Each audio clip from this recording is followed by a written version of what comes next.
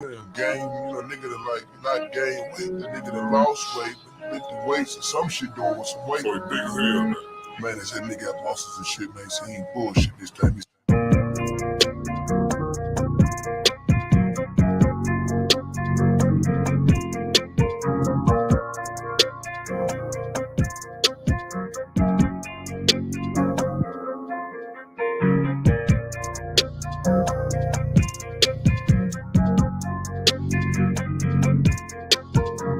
I like red balls, I like light skin, that's like hello.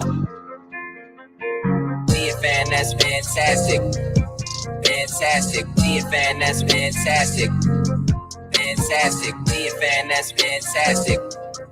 Fantastic. GFN, that's fantastic. Fantastic.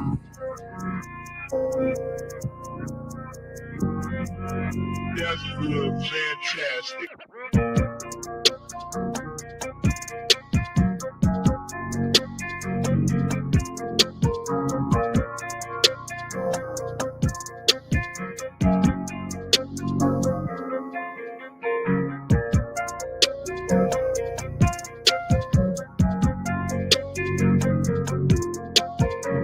I like red balls, I like light skin, that's like hello. GFN, that's fantastic. Fantastic. GFN, that's fantastic. Fantastic. GFN, that's fantastic. Fantastic. GFN, that's fantastic. Fantastic.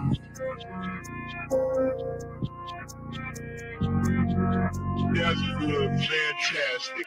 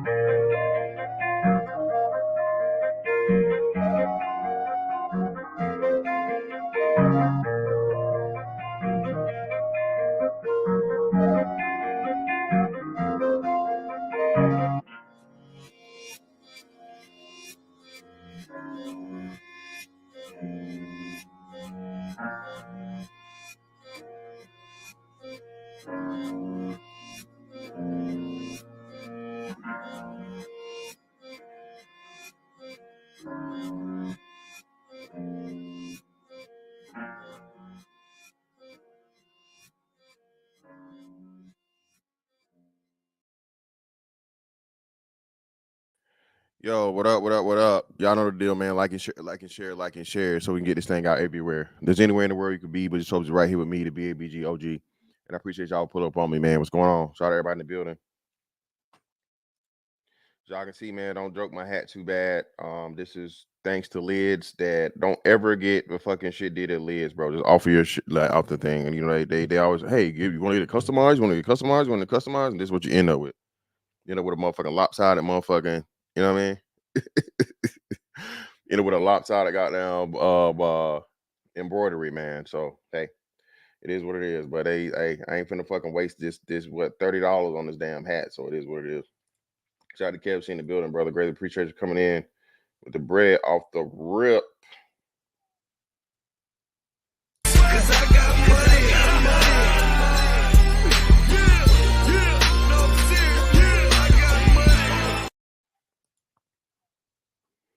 Yeah, man. Yeah, man. Telling you, man. Yeah. But hey, let's get into it, bro. So I'm not sure if you guys are aware or not. But this, I think I heard about this at the beginning of the week. It might have been a little earlier, like late last week. But this Harvard professor, black man, okay, came out with a study that said what we've been telling y'all niggas from the beginning, bro. Listen, we start getting to these stats and data things or whatever, and everybody's starting to, I mean, niggas can't do math, but all of a sudden niggas can do math. Niggas can't do no math, but when it comes to this YouTube shit, not everybody a motherfucking mathematician. You know what I'm saying? The black man in America is the most copied man on this planet, bar none. Everybody want to be a nigga, but nobody want to be a nigga. How about that? Everybody want to be a statistician, but nobody want to be a statistician, goddamn. Sick of you niggas. The stats don't matter. Who worried about stats? That's some internet shit. Nigga, do you understand your whole entire fucking life is ran by stats? Dumbass nigga. You getting hired and getting your job, stats. Keeping your job, stats. You know what I'm saying? The shit you go out here and buy and you think you really want, but you don't because of fucking advertisement, stats. All the motherfucking shit you motherfucking get, the majority of shit in your life, bro, is a mathematical equation. And because you know what? People are motherfucking, you can literally motherfucking track them like a fucking math problem. Trends. That's a thing, man. All right. Keeping up with people. What you think everybody's so mad about Google motherfucking tracking your data and you sharing your personal information and shit so they know what you like. You say motherfucking hot dogs and now you got motherfucking all kinds of motherfucking glizzies popping up on you goddamn. Y'all remember that shit? Remember when the first person that discovered was like, hey man, I said something about hot dogs. I didn't type it. I didn't nothing, I didn't search it. But I said something about hot dogs, and all these goddamn hot dogs start popping up on my motherfucking advertisements. What's going on here? You know what they had to do? Motherfucking Google had to motherfucking, oh yeah, we're spying on you. Your phone never really is off. We're taking motherfucking voice recordings. We're, taking secret pictures. We're doing a lot of shit. We're tracking your location. We're doing all this shit and you don't even know it. Right? Shout out to Rick Ross. You know what I mean? But yeah, man, it's crazy, bro. Oh, here we go, man. Shout out to Passport Bros Business Class. Appreciate your brother for the tool. Cause I got money. No, I'm serious. I got money. Pookie, Ray Ray, and street niggas are being hunted. To be honest, they not even being hunted. Passport Bros Business Class, brother, because the majority of murders aren't solved. The majority of crimes are not solved. That's why you have these niggas that be out here and they like, man, this motherfucker done killed 37 people, man, and he done sold motherfucking 1,000 metric tons of drugs. Well, I mean, them niggas motherfucking don't show up to court, or they beat a case, they beat a charge, on a technicality or on just poor fucking shit from the state. The state don't want to prosecute it. Nowadays, shit, bro, it's easy as hell to be a criminal. If you're a stomp down motherfucking criminal, shit, you good to go. Don't do some political shit though. You do some political shit, they gonna lock your ass up. But if you out here motherfucking terrorizing and drug dealing, killing, gorilling, all that motherfucking, real nigga you good to go, man. You got nothing to worry about. If you're out here causing actual motherfucking harm to people, bro, there's nothing to worry about. And again, man, we're just gonna get into it, bro. So let's go ahead and get into it. We'll start out with the article, and then we'll go to hear this brother and what he has to say, man, is very important because it ties into what we talk about, the black man experience, right? And we'll just go from there. And Harvard bidding, bro, all kinds of shit. Harvard professor says all hell broke loose when his study found no racial bias in police shootings. Of course it did, because now niggas can't blame the white man. And he's a coon, and he's a stepping fetch it, and he taking up for the white man, and he's an agent. All this shit that any motherfucking rational, reasonable, logical black person, black man especially though. I rarely hear a black woman called a coon. You know what I'm saying? Motherfuckers throw bed witch around, but they don't even throw bed witch around heavy because you got more of these motherfucking simp ass pro black niggas agreeing. Yeah, you black men don't make enough money. Umar got out here and lied, y'all, and said black women make more money than black men. Remember that? Like, this is like what, 3 weeks to a month ago. Umar got out here and lied. Umar Johnson, the donation motherfucking king, got out here and lied and said that black women make more money than black men. When? It's never happened. But you got, again, the prince of Pan-Africanism tearing down the motherfucking image of black men to make it seem like their women are earning more than them. It's crazy, right? Well, the women attached to them, my bad. You know what? I misspoke. They ain't no dare women, but the women attached to them are fucking what's name. Do me a huge favor, man. Hit that hit the like button for me. All right, a Harvard professor said all hell broke loose when he was forced to go out in public with armed security after he published a study that found no evidence of racial bias in police shootings. Bro, where is this smoke for fucking George Zimmerman? Where was this smoke for the guy that shot out the church in South Carolina? Where was the guy? How again? It's crazy to me how none of these gangsters can be found in a perfect situation. You know, I thought the gangs were created to protect the community. That was you niggas still saying in 2024. So where's motherfucking Crip Man? Okay, or the Bloodinator? Okay, Vice Lordian, the Gangster Disciples. Where are you guys at whenever these white people commit these atrocities against black people, man? Don't you niggas be pulling up and gunning down? What happened, man? It's crazy to me is all these motherfucking white people, bro, that do these atrocities against fucking black people somehow make it to a courtroom. Make it to a back of a fucking police station, make it to a courtroom. Y'all, niggas say some shit y'all don't like on the internet, bro. Y'all pull up.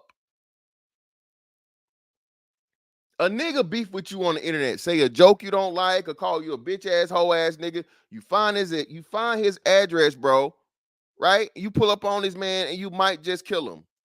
Somehow, some way, though, none of you gangster niggas are gangster when it comes to the, you know what I mean? To these motherfucking race soldiers. It's just crazy to me. Y'all ain't slid yet. Y'all niggas ain't slid. Y'all ain't slid for one motherfucking, not one time. But you'll kill a nigga, though. You'll shoot the hell up out of a nigga. That nigga disrespected me, man. I ain't having that shit, man. I don't play by my rep, man.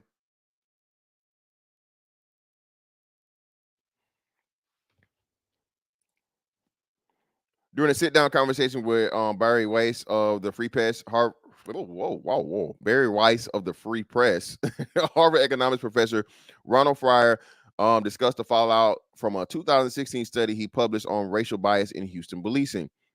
The study found that police were more likely to manhandle, beat, or use some kind of non-fatal force against blacks and Hispanics than against people of other races. However, the data also determined that officers were 23.8% less likely to shoot at blacks and 8.5% less likely to shoot at Hispanics than they were to shoot at whites.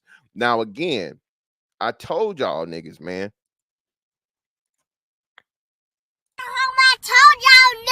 I told y'all niggas. Y'all thought I was playing, but I told y'all niggas. I told y'all niggas, bro. Y'all got this fantastic is right shit, bro. Is not again, it's not just a hashtag. Reality, and it's crazy to me. I'm sick and tired of y'all need to go outside. Y'all need to go outside.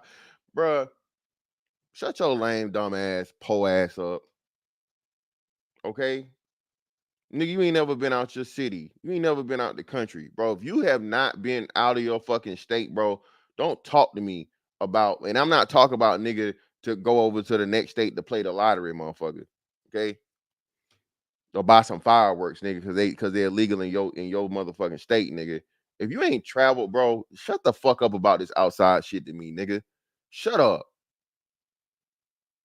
All right? Get your passport, brother. All right? Get your motherfucking passport, then get back to me. Okay? Other than that, don't come to me talking about no motherfucking you need to go outside. You need to touch grass. Do you have your passport? Did you get your tax? Who wants to come back with us to America?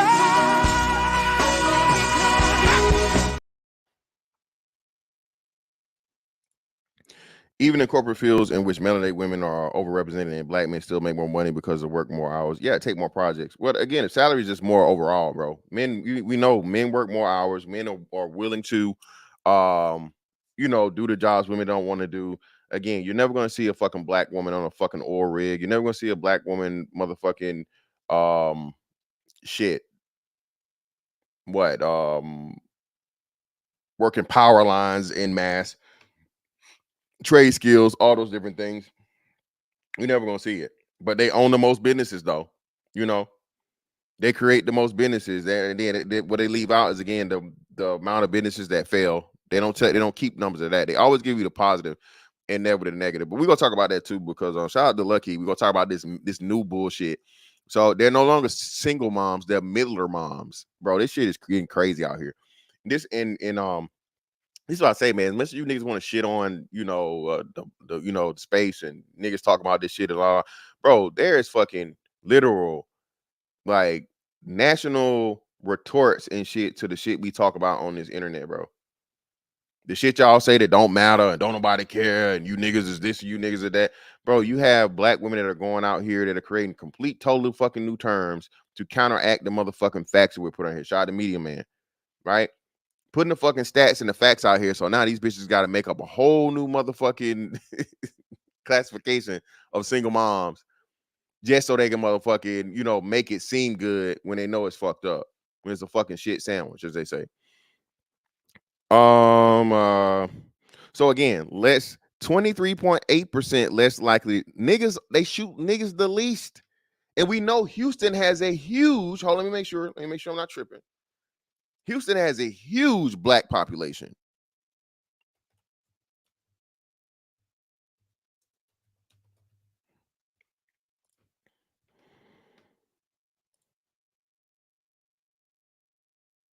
So Houston is 40% white, 22% without, I guess, my bad. Nope.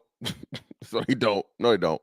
So it's 40% white, 22% black, and then everybody else. So no, I guess it's still predominantly white. We're still ass to it though. But because what should have happened was the rate should still be high, even though you have lesser people. And this is the game that niggas play, right? Shout out to CB for the cash app. Appreciate you for the 10. Greatly appreciate you.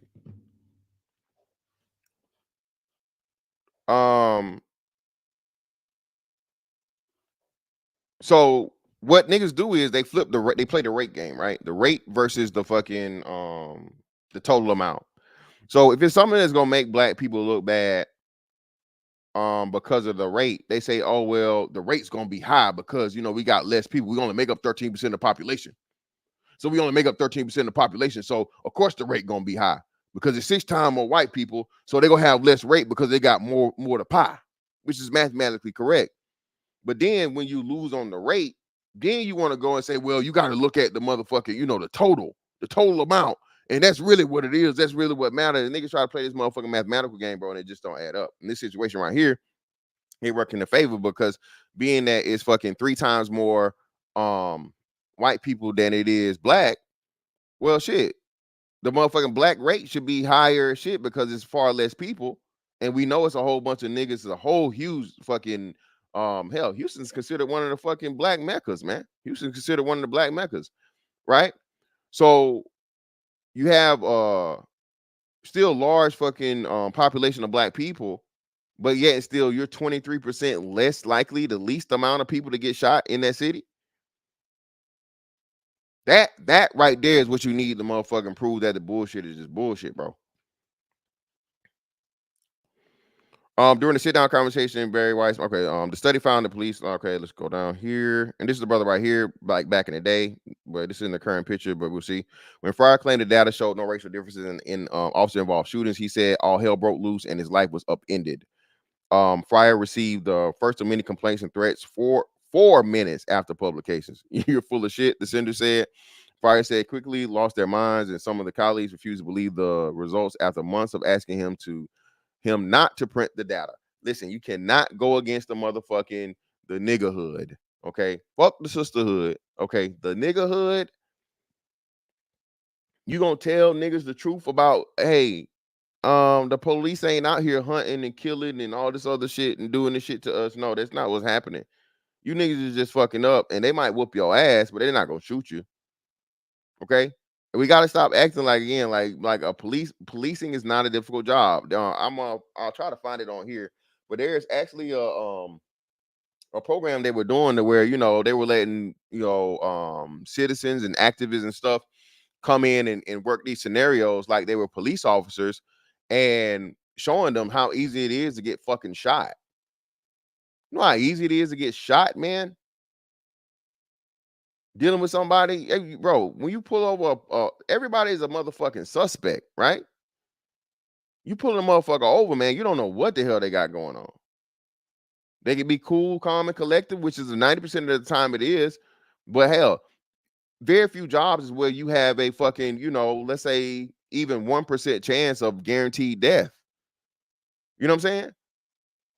The motherfucking middle school teacher, the mailman, you know, there's no guaranteed motherfucking like, hey, level of danger as to where I have to deal with and interact with a person that may be a violent criminal, hell, violent murderous criminal, or hell, a motherfucker that just didn't want to go to jail. And they fucked around and and got too scared. Again, what we say, right? The most dangerous motherfucker in the room is the scaredest motherfucker in the room, man. Fear make you do a lot of shit, man.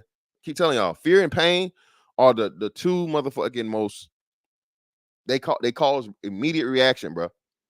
Fear and pain are the two fucking motherfucking emotions and sensations that requires immediate motherfucking reaction, man. You get compliance from that shit. Yeah, and then like this nigga here, everybody cool until it happens to your kids. And again, brother, it doesn't happen to the kids, innocent kids. No, it doesn't happen at a high enough rate. Y'all got to stop doing this stupid shit, bro. Just listen. And again, this is one of the space trolls, and like I said, that's why I like niggas like this that come on just show how stupid they are. They swear that niggas don't talk about nothing, right? And they swear we not doing shit. Don't time buddy out either. But yet and still, they can't leave niggas alone. They gotta tune in, they gotta watch, they gotta talk shit, they gotta troll, they gotta have something to say, but they never come up here and talk because they dumb and they don't have no motherfucking stats, they don't have no data. All they have is fucking not even anecdotal. Has your child died? Do you know anybody's fucking? I bet you don't even know a fucking child directly that has died from a fucking police interaction, and you saying this stupid ass shit in the motherfucking chat to where innocent child was fucking killed. Not even fucking 5 degrees of separation. You dumbass nigga. But thank you for your comment and making the point. Thank you, dumb nigga.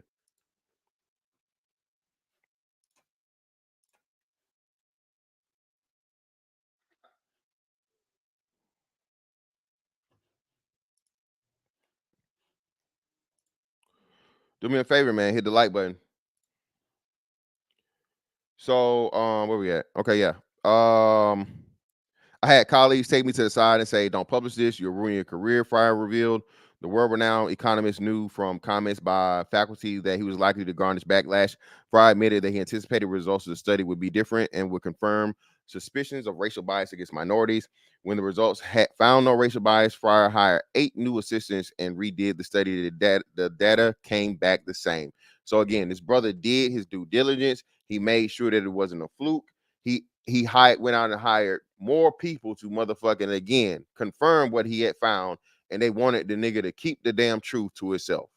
That's what's wrong with niggas. Niggas don't want the truth. Niggas don't want the truth, man.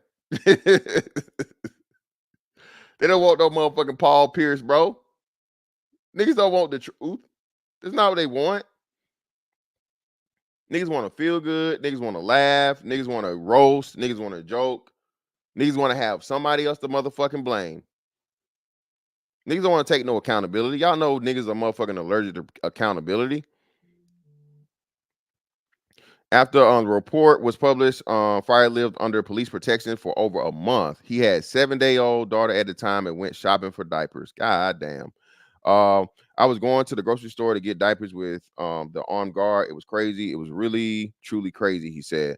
Fryer, who became the youngest tenured black professor at Harvard at age 30, was suspended for 2 years from the university in 2019 after he allegedly engaged in unwelcome conduct of sexual nature. He continues to deny the allegations. At the time, the Harvard dean, Claudine Gay, claimed Fryer's research and conduct within employees and conduct with other employees exhibited a pattern of behavior that failed to meet expectations within the community. Oh my God. So this bitch right here, this motherfucking Roger from Good Times. Hey. Looking ass bitch. Okay? This motherfucker right here said, okay, nigga, I'll fix you. We'll let motherfucking some random motherfucking chick at the college claim that you did something to her, and we go motherfucking suspend your ass. See, this is the shit nigga be talking about, man. Y'all complain about black women. Y'all complain about black women. Y'all complain about black women. When again, how many brothers have said this shit? Black women get in these motherfucking HR positions and places of fucking of authority. You know what I'm saying? People that control the hiring, all these things. And what do? They keep black men out, or they punish black men. She shot the Jap. Jap fucking told this story about, hey, man, when he was working in corporate America, it was a bitch that he used to fuck, and she got mad because, you know what I'm saying, simply because he wasn't fucking with her no more. So it's crazy, right, that when we have the anecdotal experiences that will never show up on a motherfucking data sheet, will never show up on a statistical motherfucking study, and a man is telling you, hey, man, this is what happened to me, and we see this shit right here. This, come on, man. Hell, she might have tried to holler at ass. He was like, no, sir. No, thank you, sir. I don't like little boys. he might have turned her down. And now, lo and behold, he got a motherfucking charge of, sexual misconduct that's not proven. And she pretty much wrote a letter of reprimand on his fucking, you know what I'm saying, on his put a letter of reprimand in his jacket to make him look bad. You know what I mean? They had to throw that in there, right? The totality of these behaviors is a clear violation of institutional norms and a betrayal of the trust, she said. Gay resigned from a position as a Harvard professor early in January after widespread plagiarism allegations and criticism. Not allegations, provings. Fuck allegations. It was proven that she plagiarized. Okay? It was proven that she plagiarized, and criticism of her testimony to Congress, where she failed to fully clarify whether calling for the genocide of Jews violates Harvard's policy against bullying and harassment. Weiss referencing Gay in her conversation with Fryer asked him if he believes in karma. I hear some motherfucker, he replied. Harvard did not return Fox News Digital's request for comment. So now we're going to get into the actual interview.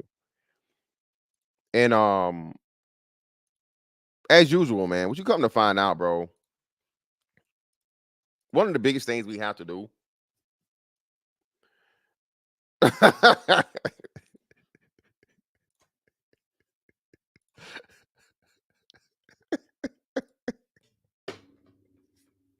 it feels good. Yeah. It feels good. Oh, God. Oh. See, this be y'all niggas. Y'all say it's me. It's y'all. It feels good. Shout out to Prime, man. Oh, man. Oh, God.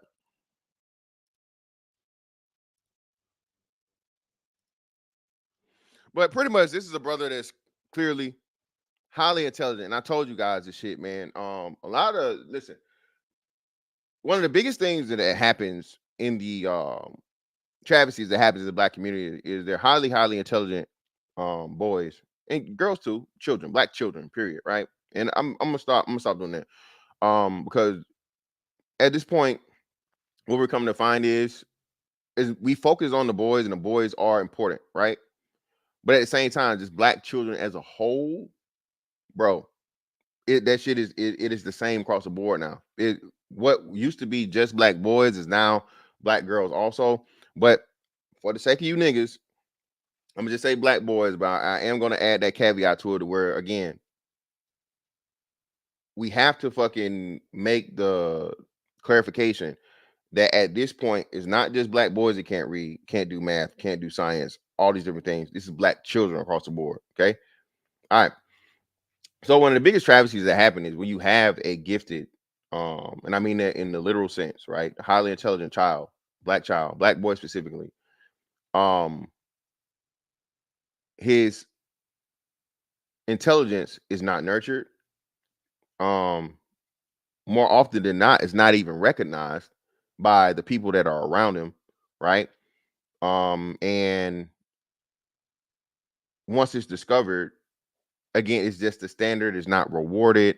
It's not celebrated until, like you say, he graduate with fucking honors and he get all these degrees. Not degrees. He get all these scholarship fucking offers and shit and whatever.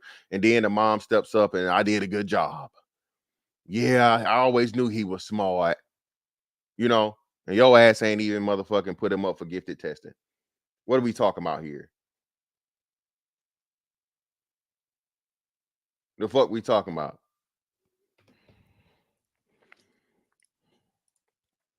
He says, I'll write recommendation letters for you. And he did. And I got into those places as a transfer student, but I didn't go. Oh.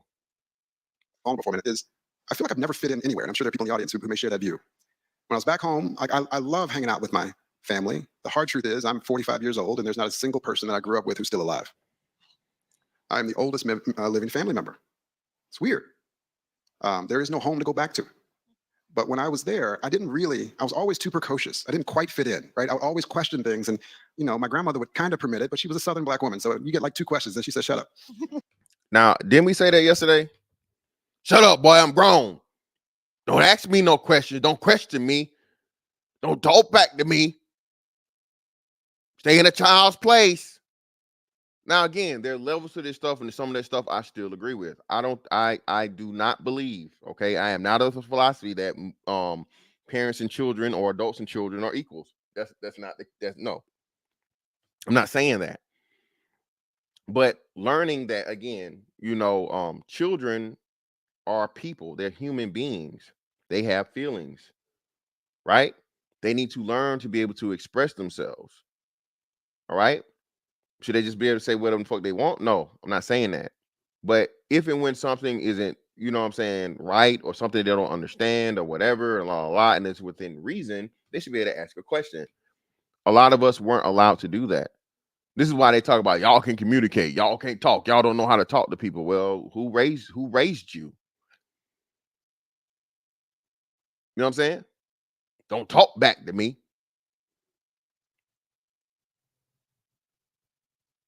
Put yourself in your 7 or 8 year old shoes in the time when you was trying to tell your mom something about, you know, hey, well, you do it this way. Don't tell me, don't talk back. And you're simply trying to help. Imagine you being little you and you know how to do something, and you know what I'm saying, you trying to, you know what I'm saying, help out and give you do it like, go sit down, boy. Now, am I saying that's everybody? No, of course not. You know, everybody didn't experience that, but a substantial amount of black motherfucking kids do. Right? This man telling you that he's the oldest fucking surviving person in his family at 45 is wild. Crazy. But what we come to learn, man, highly intelligent people, bro. Highly intelligent people don't fit in. You don't. And that's why that's how I know, like, it is what I was. I just laugh at certain shit because I was like, I could tell an idiot like off rip. A person that's like borderline, like special needs, bro, I could tell you off rip, bro. It's just like everything you say is just so dumb. You know? And a lot of the times, like you say, you go throughout history, man, the some of the most gifted people or whatever were misunderstood because they were just operating on a whole nother level. Now, could they be crazy as hell too? Yeah. They say it's a motherfucking thin line between genius and insanity. And that's for a reason. Because like I told you guys, man, in order for you to believe in doing something that's never been done or quote unquote the impossible, you have to have a motherfucking level of confidence, imagination, ingenuity, self-esteem, a lot of shit, bro. Because you're doing quote unquote the impossible. And most people, and you really have to learn early about not giving a fuck about other people's opinion. That's the most important thing. And people take that shit as arrogance, but it's just like, I know what I can do, and you trying to put your limitations on me. So fuck you. I don't need you. All right. But this brother telling you this shit right here, man. Let's get back to it. And yet, you know, now I'm at Harvard, and I'm certainly closer to, you know, the folks in Texas than I am at Harvard. And so it's also weird there for me. So there was never a moment where I thought I'm going to get out. Really, there wasn't. But I will say this, Barry, the embarrassing part is, maybe it's not embarrassing. I worked so hard once I realized that I wanted to get out. I took Principles of Economics course 101. It was taught by the former president of the university, who was amazing. And the course was at 8 o'clock in the morning, Mondays and Wednesdays. He had office hours at 7 a.m. Now I know he was screwing with us, but here I am every Monday and Wednesday, 7 a.m. and I would go to his office, and we would debate everything. And we would talk about the economics of welfare, the economics of integration, the economics of car price. It didn't matter. And This is another reason why niggas always try to reduce debating to just arguing and complaining. Motherfucker, debating is literally like that. What do you think you're doing when you're in a courtroom fighting for your life or fighting for your rights? You fucking idiot. Every time I hear you niggas, I'm all, y'all just want to get on. No, nigga, I'm debating. I have a premise. Okay, I have a side that I'm picking. I have a topic that I'm motherfucking talking against. I have motherfucking the facts behind what I'm saying. I have the anecdotal. I have the analogies. I have everything to support my point. If you make a good point, I'm willing to concede that point. Okay, if you make a good point. But if you want to get up here and just clown and you niggas lame and you niggas don't get no pussy and you niggas on this again, bro, I can't. That's gonna be. It's not even a debate. And then you get caught up in this is why you don't argue with fools. And the problem is, shout out to Hoop, man. Like Hoop said, it's a bunch of fucking fools on this motherfucking internet shit, man. Whole bunch of fools, man.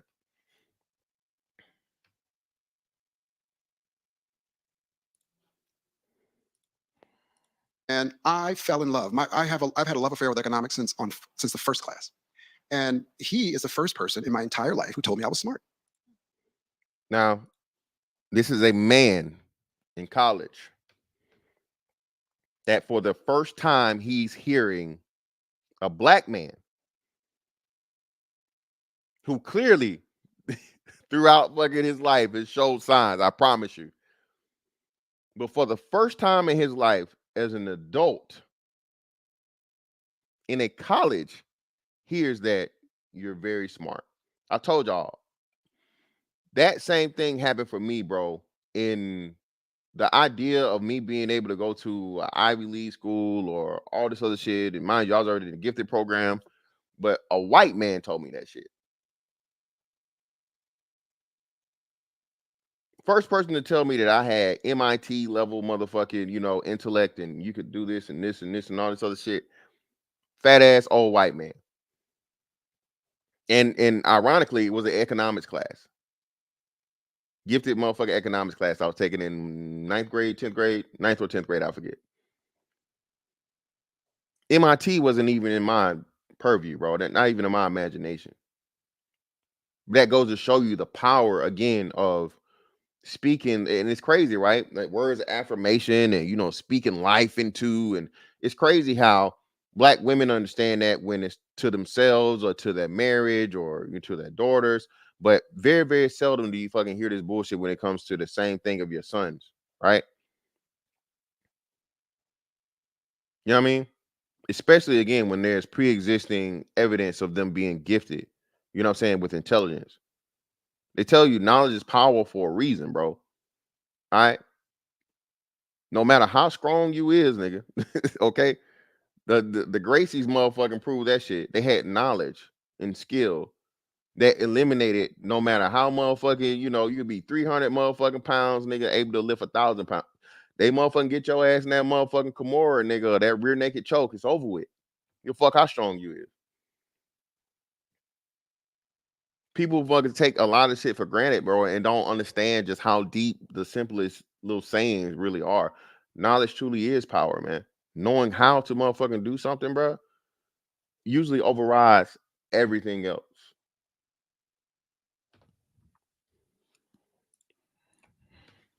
Right. And when he told me, he says, no, he said to me, he says, kid, what are you doing here? You should go to Yale or Princeton or someplace like that. He says, and I'll write recommendation letters for you. And he did. And I got into those places as a transfer student, but I didn't go because the financial aid offices wanted my parents to sign something that says they're not going to participate. And I was too prideful to go find my mother to get her to help me to go. So I graduated in 2.5 years. But he told me that. And I remember calling my grandmother and says, hey, this guy says I'm smart, but you don't seem to agree. And it's a true story. And she says, oh, yeah, you were in one summer program and they said you tested as gifted, but I never told you because I didn't want you to get a big head. Now, that's a Southern grandmother. Now, listen, look at this little white lady nervously laughing. We run that back, man. We gonna run this back.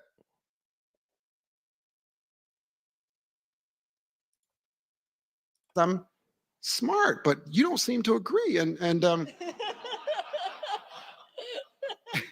it's a true story.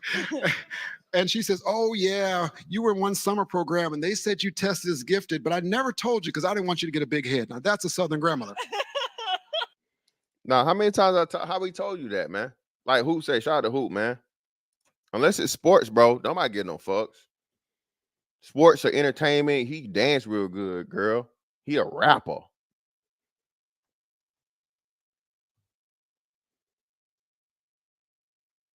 Yeah, this 45-year-old man.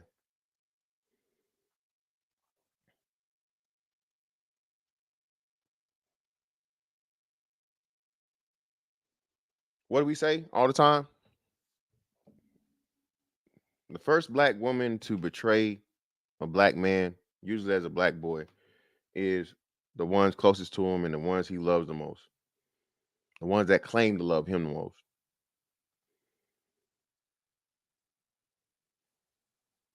That's the fucking sad part about it. Many a brother, man. Many a brother been gifted, you know what I'm saying? Intellect. But again, if you have no encouraging of it and everything's telling you, man, oh, you that smart nigga, you a nerd, you a geek, you a lame.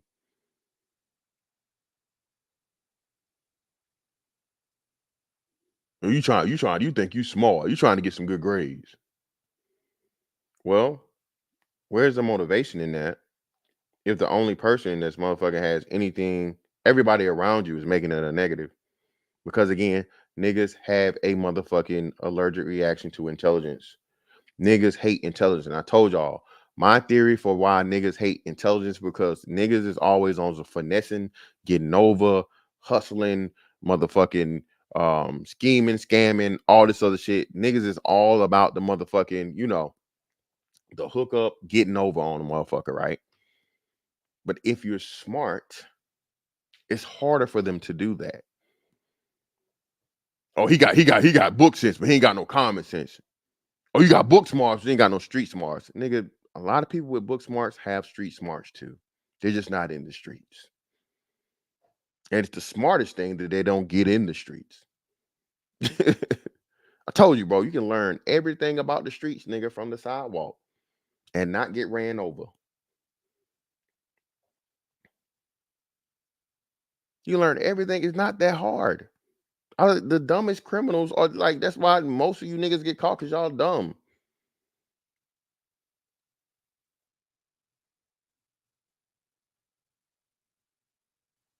That's why most of the fucking criminals get, because y'all dumbass criminals. Don't think shit out. Don't have a plan.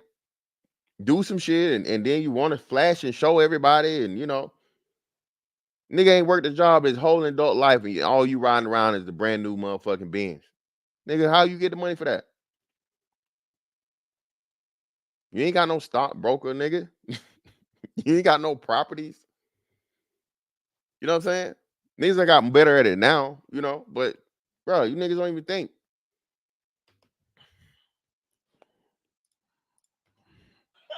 So I think that was the moment where I thought maybe I can actually do this stuff. But then I realized, oh shit, like I went to college at 17. Oh my goodness, I have a lot of catching up to do. So I worked really, really hard trying to catch up. And so maybe I saw it there, but it didn't feel like it. I worked like I was desperate.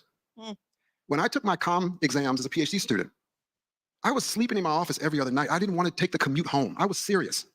And professor says, "What are you doing? This is not healthy." I said, "You know what's not healthy is if I don't pass these exams, how am I going to eat?" Now think about this now. We got to go back to the article as to where that motherfucking Raphael Sadiq bitch put this man on 2 years of motherfucking probation, over alleged charges, you know what I'm saying? Coincidentally, after, you know what I'm saying, or in relation to somewhere close around the findings of his study. This is what we talking about, man. Yo, SBN, yo, SBN, yo, SBN. Nigga, man, y'all niggas get the fuck out of here in my face. That's bullshit, bro. Y'all niggas so caught up in a motherfucking lame ass goddamn troll term that you're fucking not seeing the fucking large picture. This ain't got nothing to do with motherfucking getting no pussy. This ain't got nothing to do with motherfucking man-woman motherfucking dynamics from relationships or and none of that shit. No, this ain't got nothing to do with marriage. This got something to do with a man's fucking career, bro. Hard work. This motherfucker telling you at 17 years old, he's in college, he's working on his motherfucking PhD, and he's fucking sleeping in his office because he understands the grind that I think you niggas supposed to respect, right? Oh, he went out here motherfucking slinging rocks and motherfucking robbing niggas, so that grind don't count. The legal grind don't count. You out here motherfucking, you know, sliding, riding, you know what I mean? That shit right there, nigga. Yeah, nigga. That's that shit. Yeah, we respect that.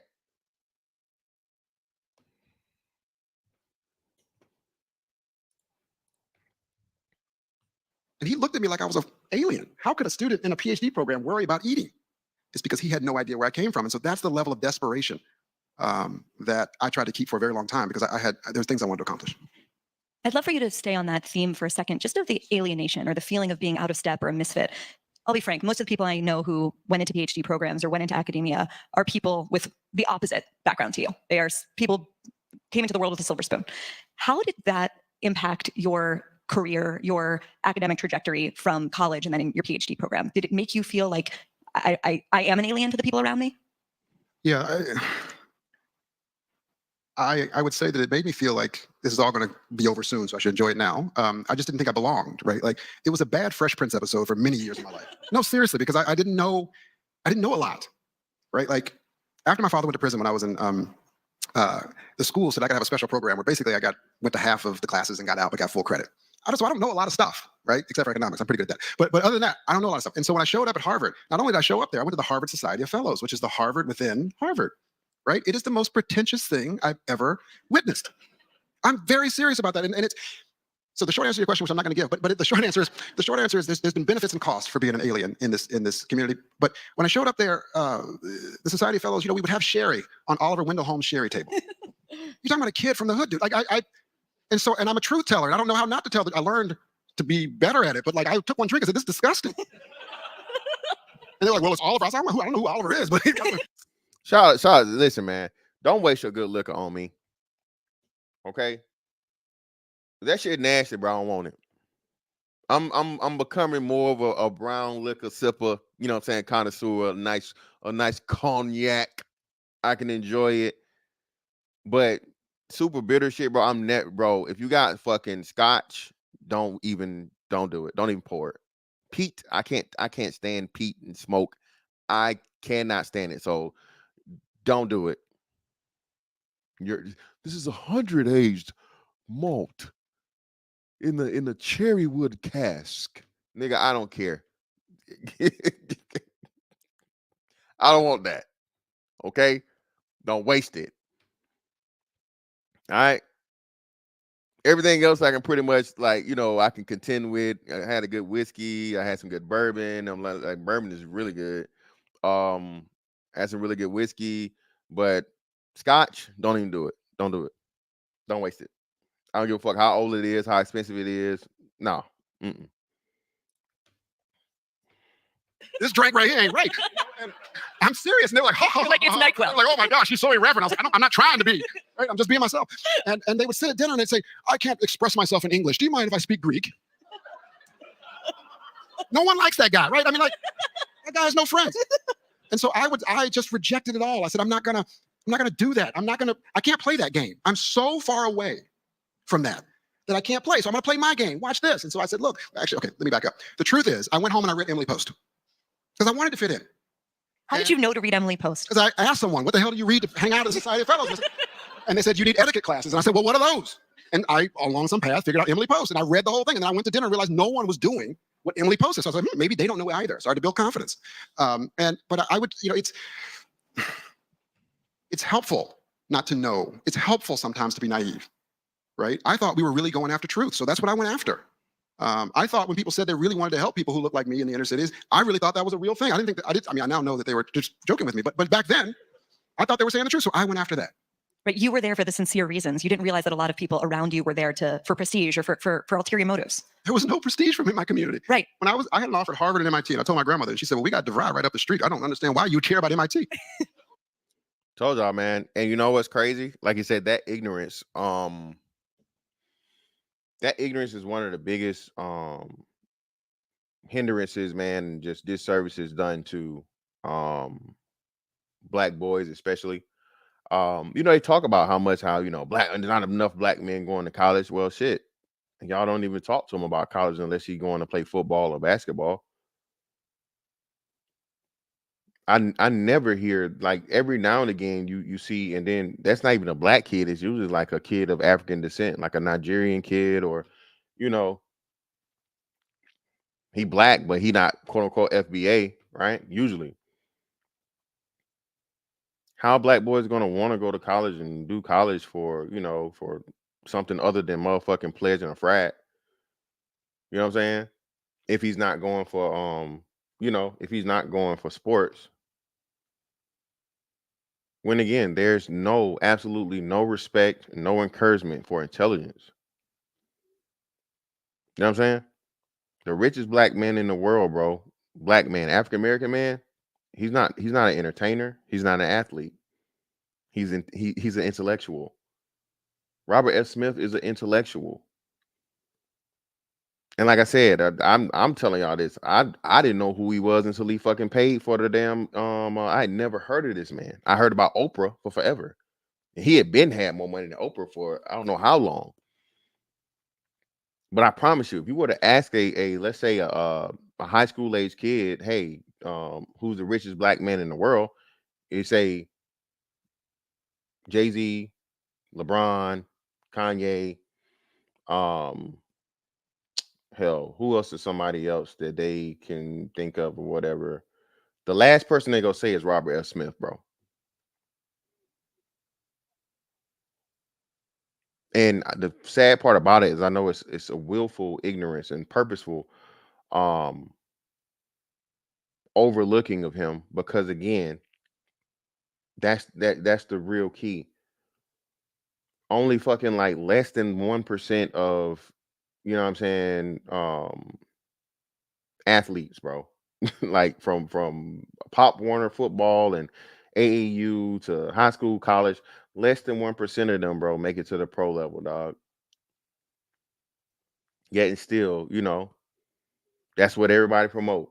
That's what everybody worried about. And then you wonder why black men can't make no motherfucking money. You wonder why black men motherfucking not, you know what I'm saying, peaking at 40, as y'all keep complaining about. But even at peaking, you're below everybody but fucking Hispanics. You know what I'm saying? Shout out to my man Brandon Green in the building. Greatly appreciate your brother for the 5.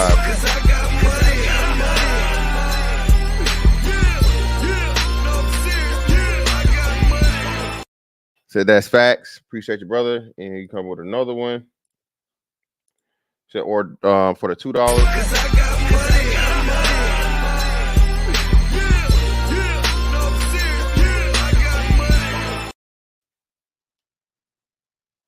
Hey man, y'all do me a huge favor, man. Y'all niggas, I know. Hey man, listen, it's Friday. All right. Y'all give me these monies, but y'all give me these motherfucking likes. If you lie, you steal. If you steal, you'll motherfucking kill, man. Come on. I know I ain't got no whole bunch of killers in here. Hit the damn like button, man. I need them 50 likes. Oh, Birdman thing. That's the Birdman thing.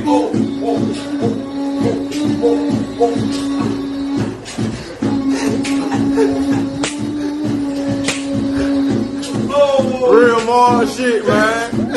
That's why more bodies, man.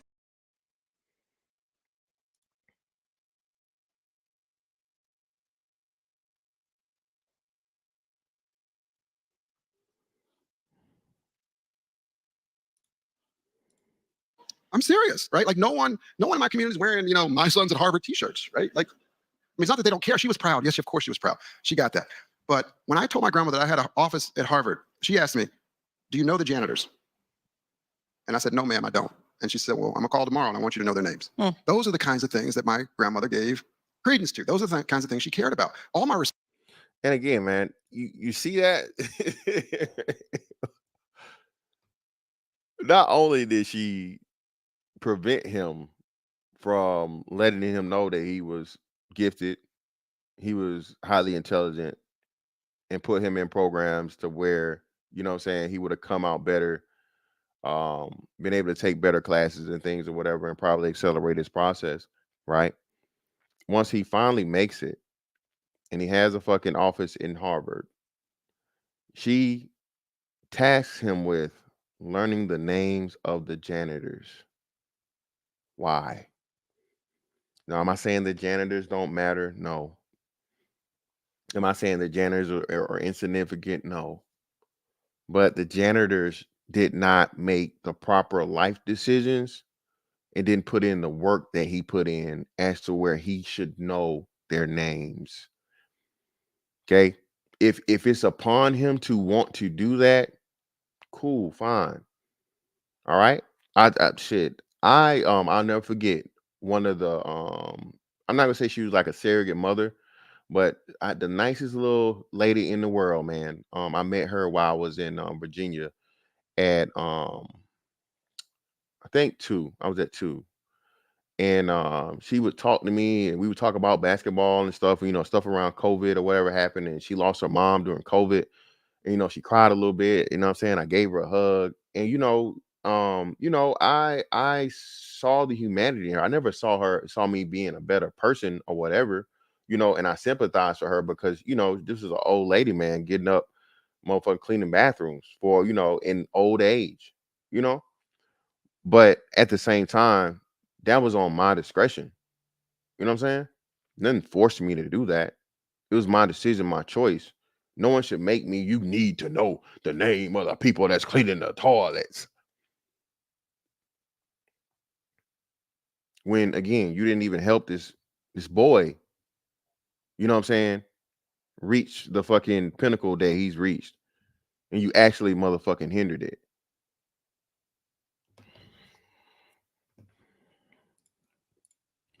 research she thought was silly. Truly. She thought it was like, education's good for black kids. She's like, they pay you for that shit? I mean, like, it's just so.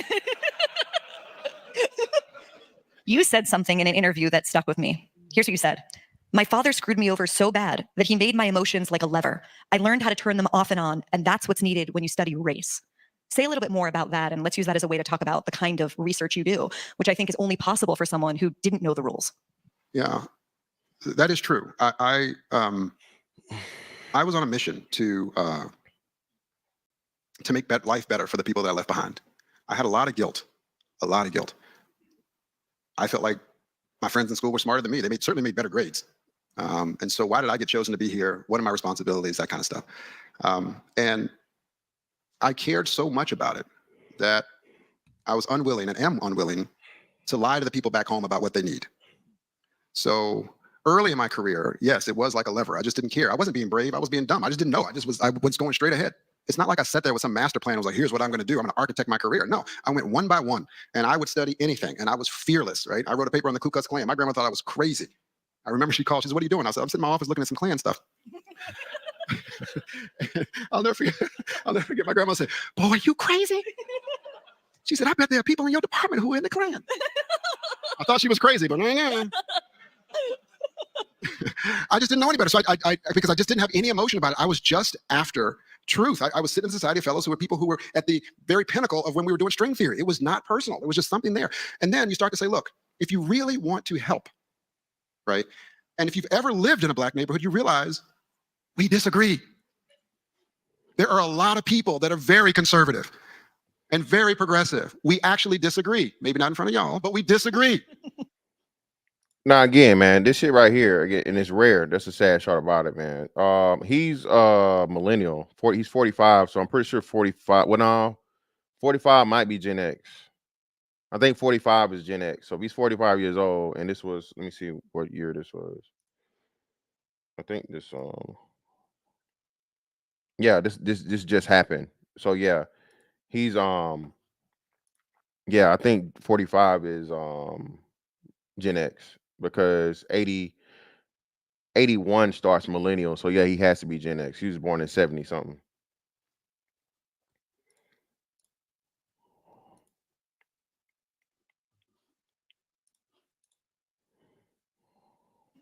And so it wasn't, again, it wasn't remarkable that you would go in and try to pursue the truth. And whether that truth said that we need to have more intact families or we need to have more government support, who cares? We were trying to solve a problem. But one of your earliest studies was on the economics of acting white. How do you get to that as a topic? And what did that study reveal? Yeah. Students often ask me, how do you come up with these topics? And I say, I live. Yeah. Right. And so we had a very integrated high school in Texas, and it was integrated on paper, but it wasn't integrated in practice. All the black kids hung together, all the white kids hung together, and the only place we met with any agreement was on the football field on Friday nights. And I will admit, I was one of the people holding the racial line, telling people what was black and what was not. So, there were just certain things you couldn't do, in my opinion, if you were black, right? So you had to do certain things. So I held that line. And the way I Give us an example. Let me see. You can't wear shorts in the winter, for example, if you're black. That doesn't work out. It's amazing. Cambridge, it gets 50 degrees and everyone wears shorts. I'm like, what are you people doing? And you can only listen to certain music. That's changed now. But, back in the 90s, there was a certain type of music the only people could listen to, things like that. And I was in graduate school debating with people in barbershop about this. And I said, well, I don't know. I just don't know how it works out. Like, we've got these concepts in economics called equilibrium, and I just don't understand how it works. And the people in the barbershop just started laughing at me. They thought this was the dumbest thing in the world, right? They were like, you can't study that. Ah, ha, ha, ha, ha. I did. So I wrote a paper. I wrote two of them. One was a theory about it, which I'll spare you. And then I wrote an empirical paper, which tried to understand the relationship between popularity and grades in different races. And what we found was that popularity increases with grades up to about a 3.5 for black kids, and then it actually sharply declines. And that's what we were talking about. We were trying to understand whether or not there was an academic penalty for seemingly doing really well in school. Didn't we fucking say this shit? How many fucking times have we been saying this? Niggas hate intelligence. Niggas hate the smart they are, nigga. Niggas hate the motherfucker that we want to do. You trying to learn? You in school. You come to school to learn. Lame ass nigga.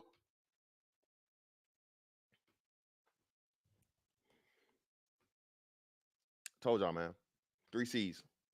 Criminality, culture, and consequences. Right?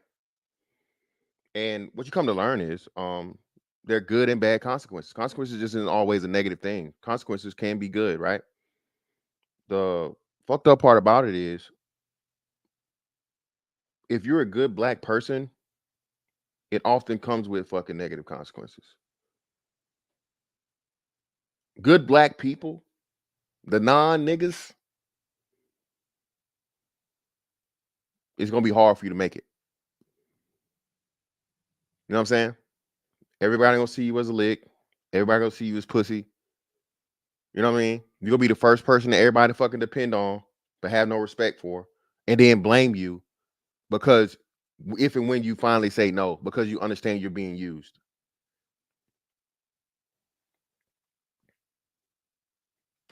I'm gonna definitely look for this paper that he's talking about. I'm pretty sure you'll get a name of it. I'll look for it. But again, man, how long have we talked about this?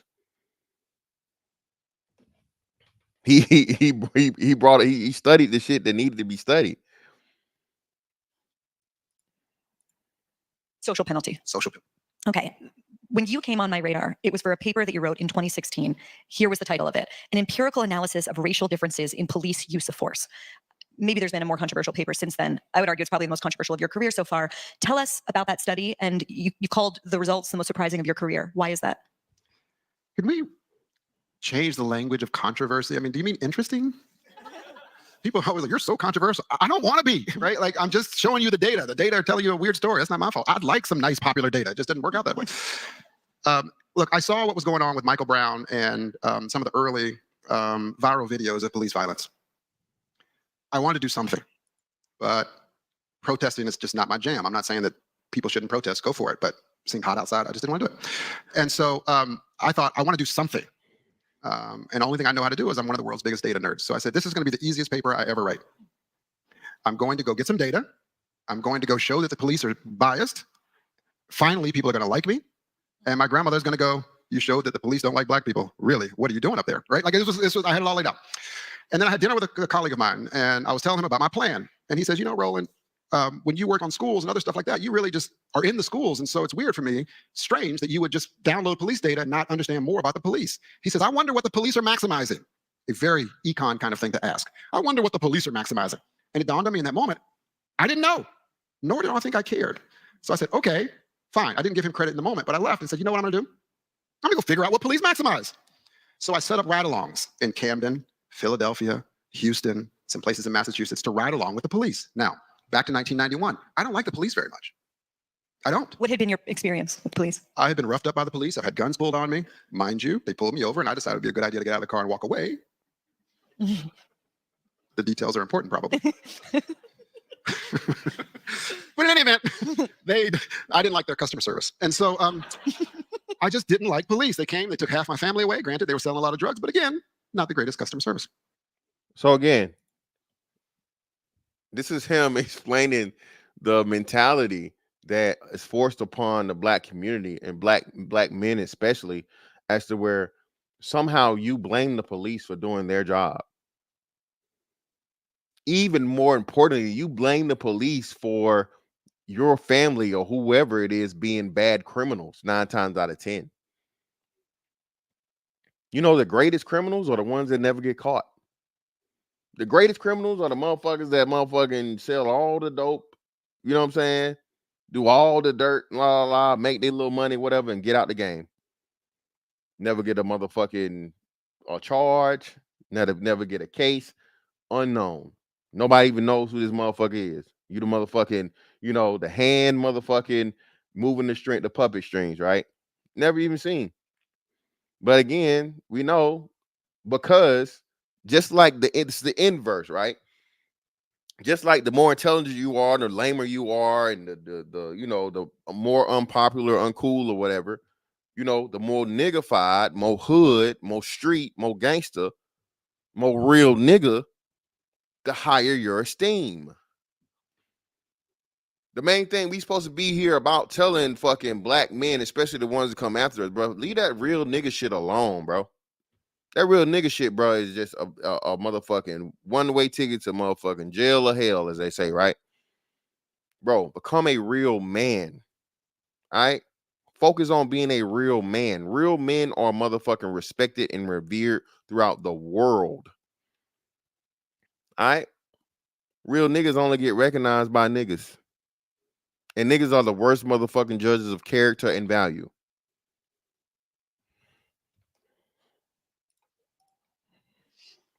So I was biased against the police. I'm not, that's obvious. I went and I don't think I've received a better education since my grandmother taught me to read. It's a hard job. And I know that sounds obvious sitting on a stage. It's a really hard job. I am a terrible police officer. After 4 hours, everyone looked like a criminal to me. I don't know if I was hangry. I don't know what it was. I'm telling you, I'm serious. They were like, you could never be a cop. Because I was like, hey, let's pull over. That kid's got a basketball. I don't like it. I participated in these weapons training thing, not real weapons, relax, but like these weapons trainings where there's simulations, and some guy, like I'm in the building, the guy walks out, he's got a baby, I shoot the guy right in the head, and they're like, what was about the baby? I said, sorry, I didn't see the baby. You know, I was a bad police officer. But what I really, I'm serious, I realized the job is really hard. It was the end of a 12-hour shift in Camden, and we get a call for a potential overdose in a row house. It's an abandoned building, we bust in, a person dies within 6 feet of me. And it shook me up a little bit. And so I looked at the guys I was with and I said, yo, how about beers on me? And they said, what do you mean beers are on you? I said, I don't know how to say it. Do you want me to speak in Greek? I mean, I don't know. It's beers are on me. We should leave here. Let the paramedics take over. We should go. And they said, we got to go back to work. And I said, but we just saw somebody die. And the police chief overheard me and he was incredulous. He says, Roland, if I gave everybody a break every time someone died, I wouldn't know one would cover the shifts. And I was like, wow. And again, man, this is why I think, again, the black community's dehumanization of police officers, black especially, bro. There was a black dude, I remember this back, I want to say, it had to be before my deployment. So it would have been 2020, 2021. He was killed on Georgia State Highway Patrol, GSWP. He was killed by some motherfucking crazy ass wanted fugitive, bro. Routine traffic stop. He never even saw it coming. He go walk up to the door, but he shot him, killed him on the spot, drove off. They didn't find anybody, I think, like a week or so later. But again, man, people just have no idea. And I guess, the whole police thing is motherfucking law and order and whatever fucking police show you see or whatever. And people really don't understand it because that's not your industry, bro. That's why I say a lot of times, bro, it's a lot of stuff I don't talk about because I don't know about it. I don't know the intricacies of certain industries, certain businesses, certain work fields. I don't know all those things. So me saying a lot of shit when it comes to something as serious, again, where your life may be on the line, would be stupid.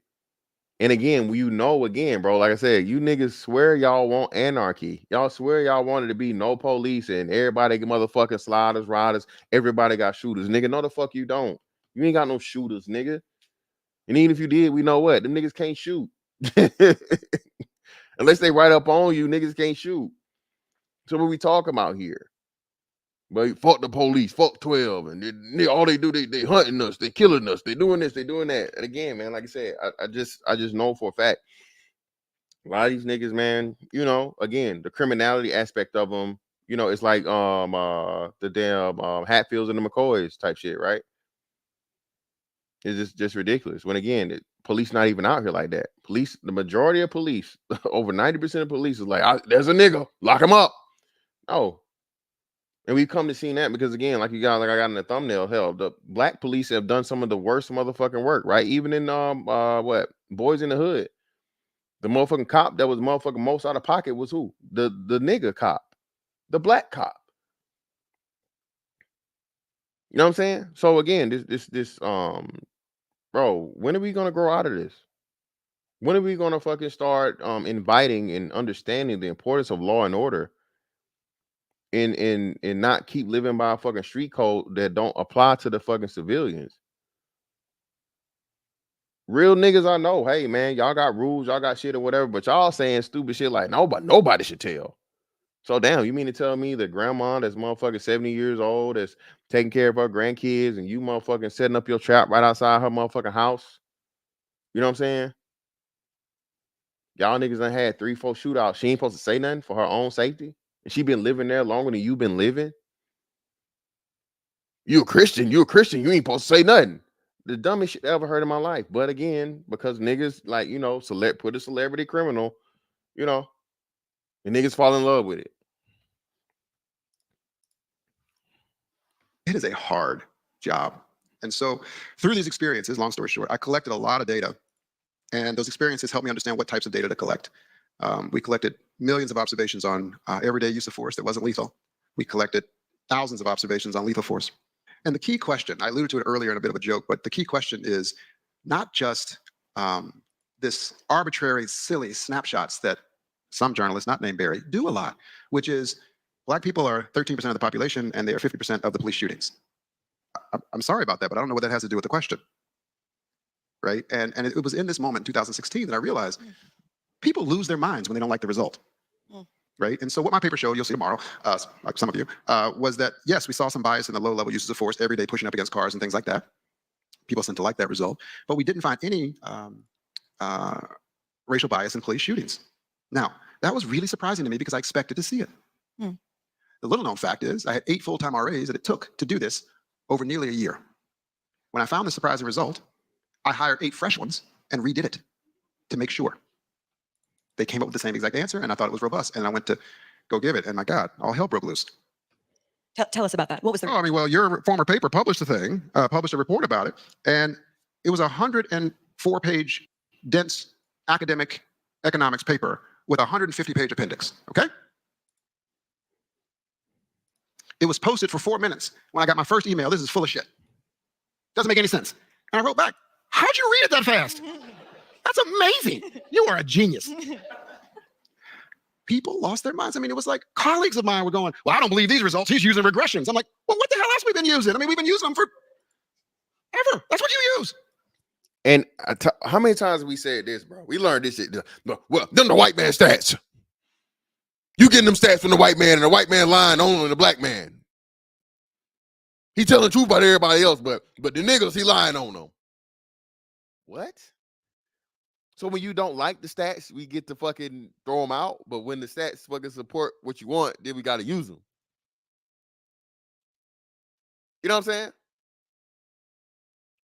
And it goes to show you more like this ain't just you manosphere niggas, you red pill niggas, you black niggas, y'all are talking about these stats. Nobody care about no stats, brother. This is a Harvard professor that did a study. Double did a study. And like I said, if you know anything about your real life is ruled by statistics.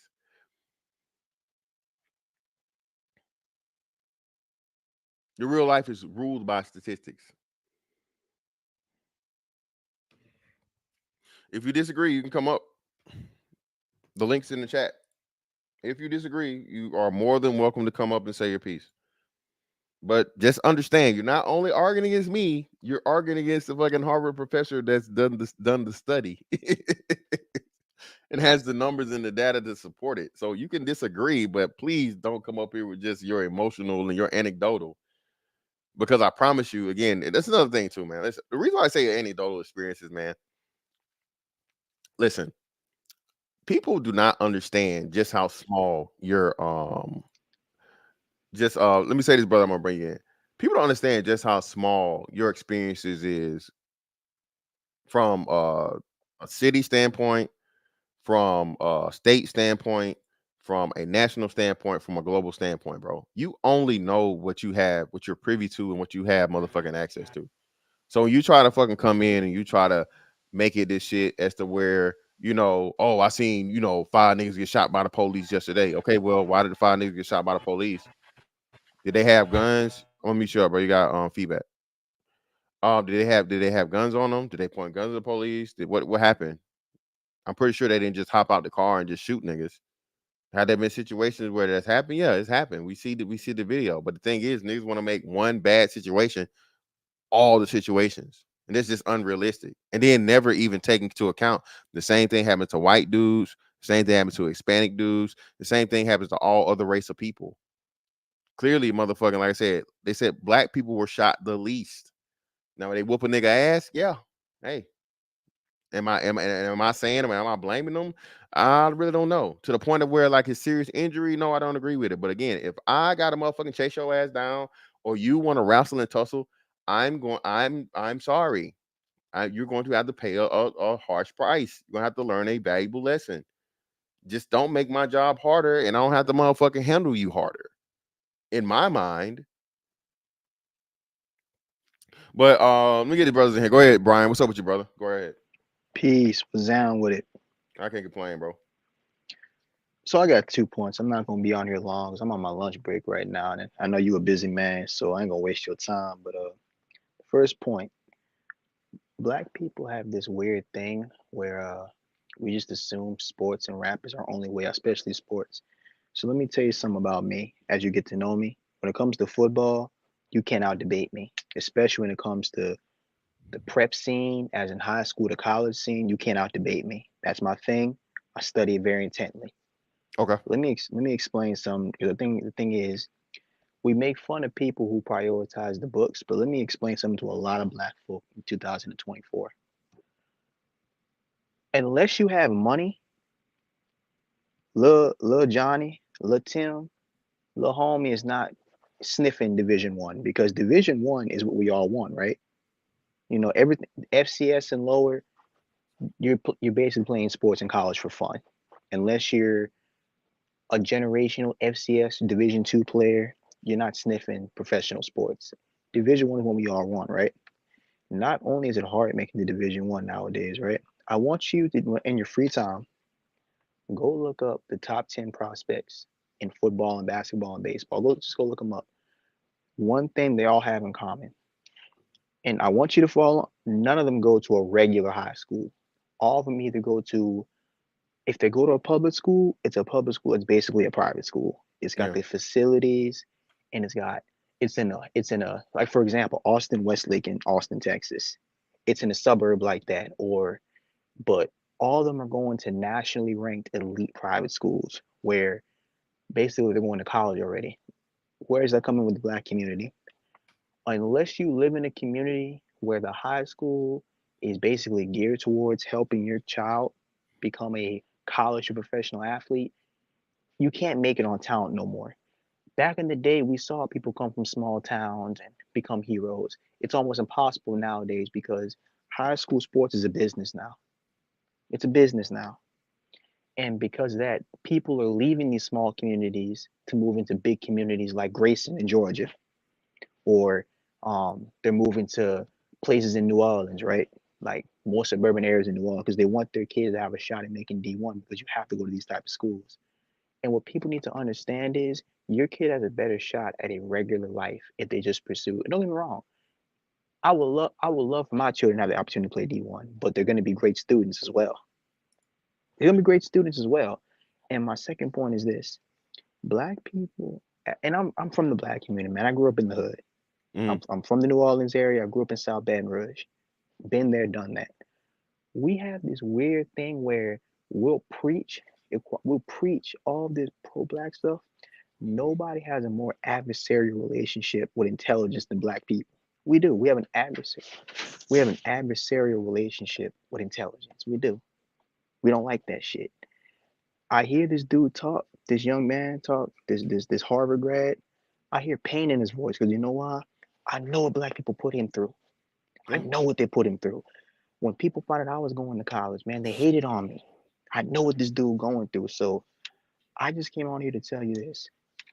Being 6'8" won't guarantee you a Division I scholarship no more. You better be 6'8" and be as skilled, especially with the transfer portal, not just the transfer portal in every sport now, even in damn track and field.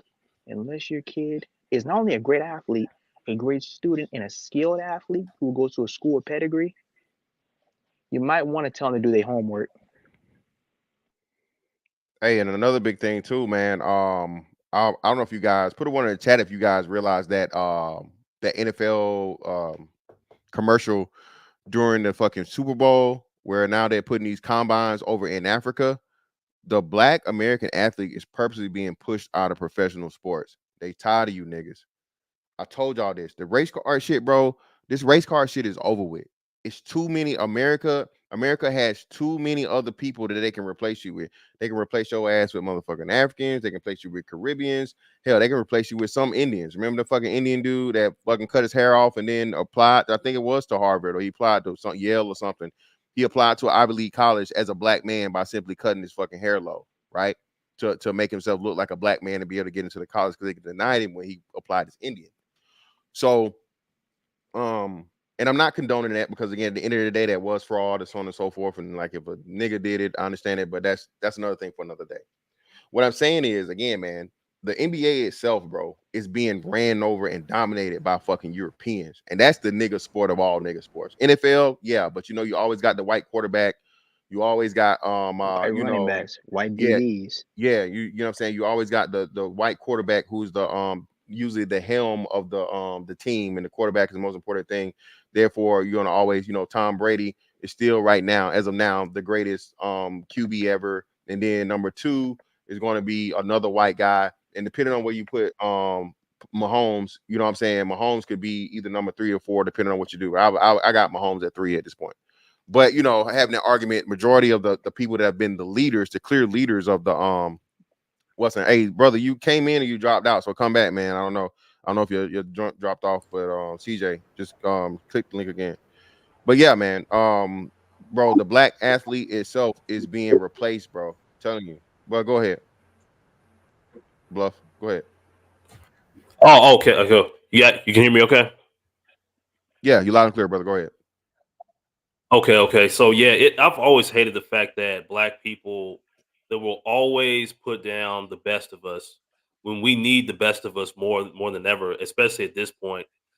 I mean, if you've seen the movie Idiocracy, that basically showed the worst of humanity outbreeding the best of humanity. And look what it turned into. We just had a whole society full of idiots that can barely put 2 and 2 together, that can barely operate something, a very simple machine, a very simple piece of equipment. That's what the black community unfortunately has turned into. And the fact that this brother here had to go through so much hell, like you said, I could hear the pain in his voice, just like Brian Turner just said, because when you know how to use your mind as a black person instead of using your body, you're gonna catch so much hell from other black people because it's all jealousy. Because I really do believe deep down a lot of black folks wish they could do these things. They wish they were this smart. They wish they could have debates like that and have conversations like that. But all they want to talk about is what Cardi B had for lunch yesterday, or that fucking lady who went viral on TikTok recently when she got finessed by some dude or whatever. They want to talk about all that dumb shit and then wonder why like we have the things that are going on right now, and then we're like the last ones to know about it because we're too focused on shit that doesn't matter right now. But yeah, I could hear the Yep. pain in that man's voice. It's like, damn, man. All they had to do was give him a little like help, tell him like, hey, something as simple as, hey, I'm proud of you. Something that small. You know what I'm saying? That could really be like, you know what, this will motivate me right here to do a little bit better. But what are you about to say? Fantastic. No, that's all. I was just talking about that. I was expounding on what Brian was saying about the collegiate athletes and professional athletes opportunities, bro. Again, they sick of you niggas, bro, and that's one of the the saving graces of one of the major like you said promotions and things for the black community is excelling in sports. That way you can get everybody out the hood, right? Even though that's a fucking failing recipe. The majority of pro athletes, man, Yeah. go broke. You know what I'm saying? These dudes get and make these millions of dollars, and then I think the average NFL career is somewhere like 3 to 4 years. The average NBA career is like 5 years, and then lo and behold, man, after that time, bro, they done bought everybody a house. They done balled out. They done got 13 baby mamas, and lo and behold, Yeah, you all don't that see for nothing. white athletes doing that shit. They don't buy like everybody a house. They No, just make sure they're good. But we're obligated if we get rich. It ain't even gotta be. It doesn't even have to be with sports. Hell, you're black and you win the lottery. My God, everybody your cousin. Oh yeah, you remember me? I was your fifth 19th sister, baby cousin, whatever. Like, yeah, no, I don't know you. You didn't call me when I was broke. You didn't call me yeah, when I didn't yeah, have nothing or a pot to piss in or a window to throw it out of. Like, you want to talk to me now? Mm-mm, no. yeah, They don't want hood dudes in college sports no more. Because if you look, a lot of these kids is not traditional hood tatted up dude playing football no more. They want, if they have a black kid, they want a black kid who's from, like I said, from Grayson, yeah, Georgia, a yeah, black kid from Hoover, Alabama, Austin, Texas, a suburb. The thing is, it costs money to play sports now, to get the best training, to get the best coaching, all that stuff, because that stuff, that's how you make it. You can't just be LeBron James no more. There's too many guys like that nowadays. You have to be, let me tell you something, you're going to see more Amon-Ra St. Browns than you're going to see Calvin Johnsons, because those are guys who come from middle class married families who they have the money to put their kids in train. Man, Mr. Fantastic, I know you have a son who plays basketball, right? yeah, Don't training cost a whole hell of a lot? Training costs a lot, bro. And if you want your kid to be good, he's got natural talent is great, but you gotta train. You can't just be LeBron James no more. You have to know how to play. They want these kids by the time they're juniors in high school, they want these kids to be as good as a college freshman and sophomore. Straight up. Yeah, I agree with you on the training thing because like it's just like fighting. It's like if, a street fighter is one thing, but a person who knows how to fight properly is always going to have an advantage over a street fighter.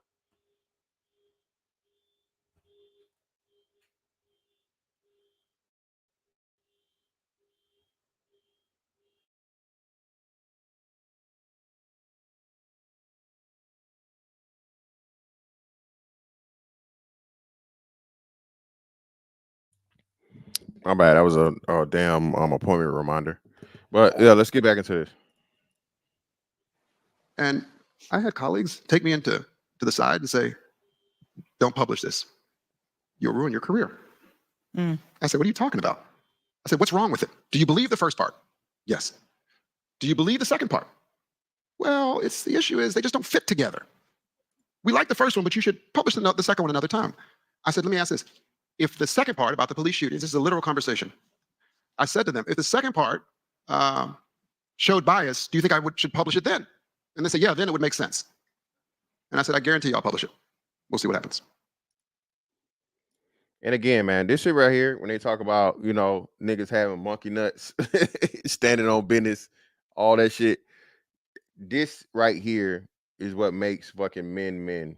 Not being willing and able to shoot a nigga in the street, or fight a nigga, or punch him or snuff him, or, you know, do some ridiculous shit that's nothing. This is true courage, bro. Not just always the willingness to motherfucking fight 6 niggas at one time. I swear y'all say I mean, the it'll wildest make a shit great ever. story, but yeah. Yeah, but you know, like, this is true courage, man. Nah, we're here for the truth, right? All right, I'm here to help my people understand that, bro. We've been sold a whole bunch of bullshit, and we're turning enemies out of people that aren't enemies, and actually more allies than you know, a help than they are a hindrance. I need, you know what I'm saying? Again, my people are lost because they lack knowledge, right? So again, I'm here to provide my people with the knowledge, not the narrative. You know what I'm saying? So often than not, niggas always prefer the motherfucking narrative over the fucking knowledge, man. They prefer the motherfucking tea over the truth. You know what I'm saying? That's niggas, man. You know what I mean? All day. So we start understanding that shit, bro. It's just, you know. Shout out to my man, Creole Joe for the 2. Really appreciate your brother. But fantastic. I had a question for you. Hold real quick, let me read the super chat and I get to it. Oh, okay, go ahead.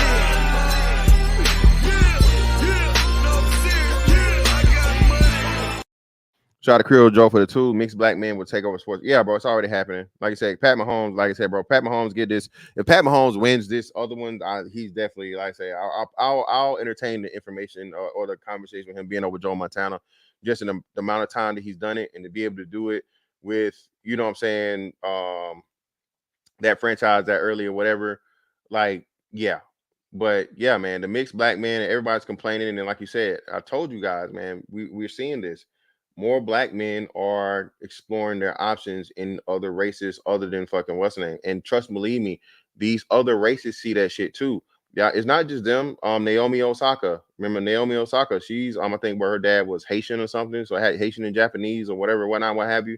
But the black man overall, bro, like you said, hey, you want your kid, Rui Hashimura, like you want your kid to be a motherfucking great athlete, and you don't have athletic genes, you know what I'm saying, to some of these races, hell, get with a black guy. You know what I'm saying? But go ahead, bro. Go ahead, Bluff City. But yeah, just real quick. It's always bugged me how guys like this brother on the screen, they'll get called coon, Uncle Tom, Sambo, whatever the hell about you know, the niggified niggas of America. But the Negroes that actually engage in real deal coon behavior, I'd never see them get called coons. More specifically, black women. I hardly ever hear them get called coons. But that's just me. But what do you think about that? No, it's the same thing I said. I haven't seen a black woman be called a coon in like forever, bro. I don't know. Unless she's even these chicks that talk about, you know, they call men motherfucking bullet bags and all this crazy shit or whatnot, what have you. Yeah, that's real coon shit right there. Yeah, if you ask me. they don't dare. That's something that's almost exclusively a label for black men, and that's, you like to say, it's a label for a black man that dares motherfucking try to put accountability on black people, or take off the motherfucking, you know, bringing up white people for everything and blaming the white man for everything that go wrong. You know what I mean? So yeah, it's almost exclusively for us, bro.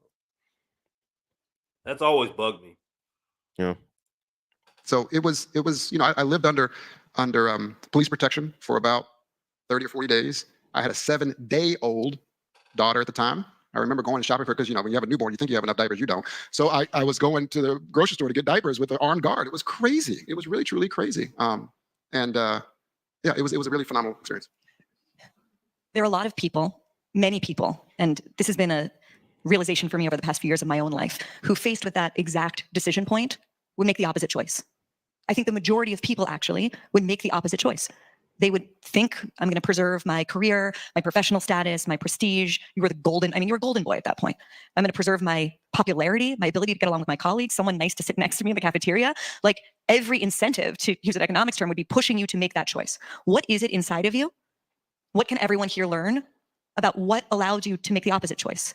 To make the choice that would force you to suffer all of the consequences you would come to suffer, some a direct result and some adjacent to it. I don't covet what they covet. And I tell my undergraduates every year in the final lecture of my undergraduate classes, each one of them, the key to Harvard is get a great education without letting this place change you. It's really important. It can be corrupting. So not every incentive was pushing in that direction, because every day I have to look myself in the mirror and say, what are you here for? What did you leave behind? I did not grow up wanting to go to Harvard. I didn't. I really didn't. I wanted to do something. And I, like many others in here, I want to acknowledge that, have suffered a lot of losses in my life. My grandmother's no longer here. My father is dead. I don't know where my mother is. They're all gone. Every single cousin is gone. My favorite cousin, the day he got released out of prison after 25 years, someone walked up behind him and shot him directly in the head. So I have to make this journey worth it. I am here because I want to solve problems. I am here because I have seen so much talent in these neighborhoods, and I know they know bullshit when they see it. So I'm not going to lie to them. I wouldn't be able to show my face in these places if I told lies to them, like, oh, I hear this result from you. The thing about it is, if you do a result, what has happened with the actual police departments is that because they actually believe the results, and they're willing to reform on the lower level uses of force because someone told the truth about the others. And it's the importance of being thought of someone, of being an actual truth teller, is so very important. Maybe not in the moment, but I didn't go to Harvard to have Chardonnay at 10:30 in the morning. I just don't want it. It's not my thing. And that right there, man, like I said, that's what we're here, or my understanding is what we're supposed to be here to do. This is about black men pulling the curtain back, or the you know what I'm saying, the veil from over the eyes, or whatever analogy you want to use, and expose black men to the truth of what's going on, and that they're not crazy in seeing what they're seeing and experiencing what they're experiencing. They're not alone, and they're not crazy. Okay? We are the truth tellers.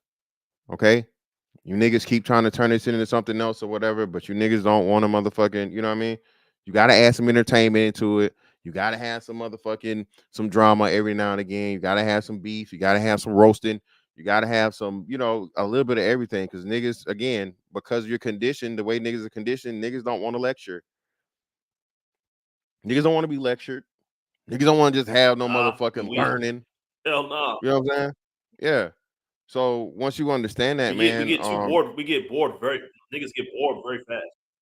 Yeah, because again, what are you told? You know what I mean? From jump. Like if you're sitting down being, good in school, you're the lame. If you're not jumping up down and around and causing a ruckus and, disrupting class like everybody else, So we all gotta fucking, participate in the nigga shit. We all gotta participate in the clowning and all this other shit. And niggas follow that shit throughout life. And that's why I say it's one of the biggest things that I see, bro. It's just like, this shit funny to me, dog. So a lot of shit y'all do, bro, is like, 35, 40-year-old fucking you don't grown want ass to be men. left out.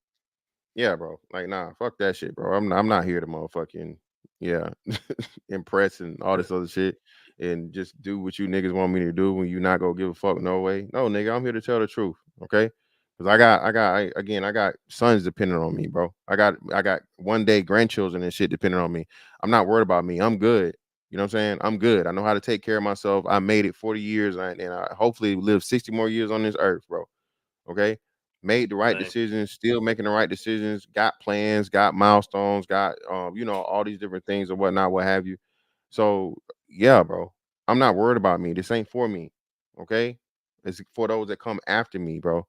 Especially the ones out here that, again, unfortunately, don't have a motherfucking man like me around them. You know what I'm saying? So hopefully, is what I'm saying, one of you guys or someone that's related to them, or hell, somehow, some way, this stuff gets passed down. They get to look at it, man, and have confidence in themselves. Understand that there's nothing wrong with being a smart kid. You know what I'm saying? Fuck trying to be the real nigga, bro. That's just a L, dog. You're not gonna win nothing out of that. You know what I'm saying? If you're smart, you know what I mean, embrace that shit and build that shit on your own, even if your family not helping you in it. You know? But that's pretty much it, bro, for that aspect of it. You got to go ahead. It's on you, Bluff Yeah, City. yeah, man. I 100% agree. Yeah, can you hear me? Yeah, you loud and clear. Go ahead. Okay, yeah. Like I was saying, yeah, I rock with what you're saying because one thing that would I don't know if it'll really work at this point, but one thing would have changed a lot of the black community was basically if we started embracing more of our children that are actually intelligent, they know how to use their brain instead of their body, and uplift them more, and encourage them more to be great. Because this is why we don't have a lot of Neil deGrasse Tysons, not a lot of Thomas Sowells or Robert F. Smiths in the that look like you and I, because we love the dumb shit. We love the ghetto shit.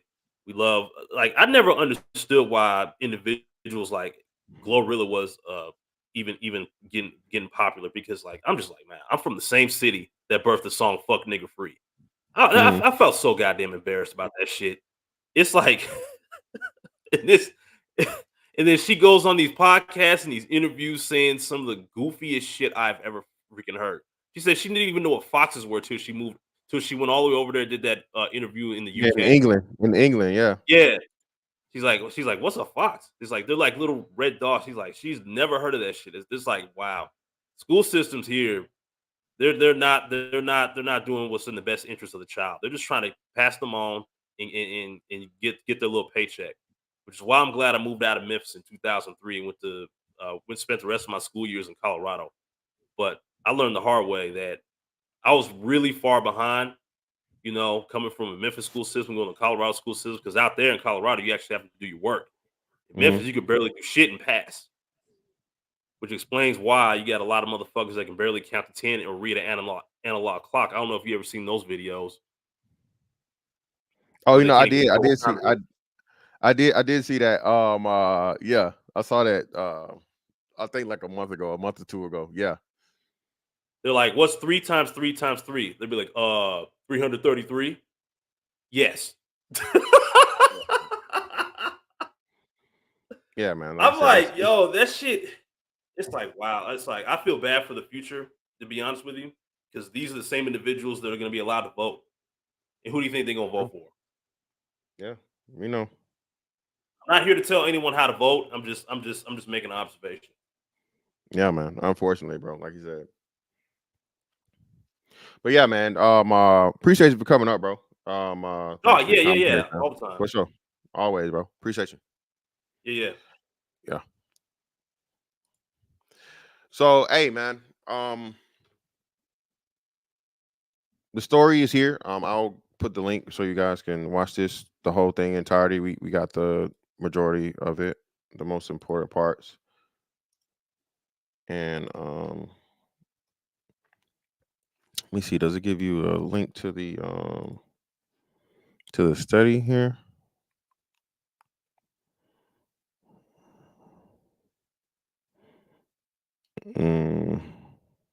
No.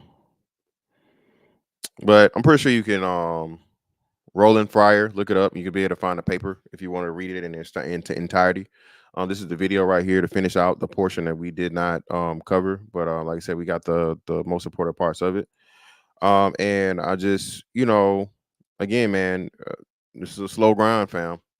It's not gonna be too glamorous. It's not gonna be too, what I mean, I guess like, fucking lit, popping, whatever you want to call it.